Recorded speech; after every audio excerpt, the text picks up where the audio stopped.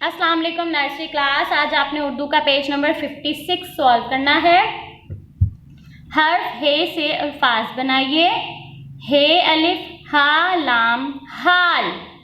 हे अलिफ हा लाम हाल। हे वाव हू रे हूर। हे वाव हू रे हूर।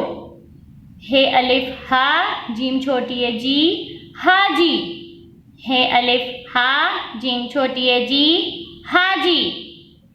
हाल। हे अलिफ हा लाम हाल। हे अलिफ हा लाम हाल। हूर। हे की आधी शक्ल वाओ रे हूर। हे की आधी शक्ल के साथ वाओ जोड़ दिया। हे वाहू रे हूर। हाजी। हे की आधी शक्ल के साथ हे अलिफ हा जीम की आधी शक्ल छोटी है जीम छोटी है जी हाजी। हे की आधी शक्ल अलिफ जीम की आधी शक्ल छोटी है। हे अलिफ हा जीम छोटी है जी हाजी।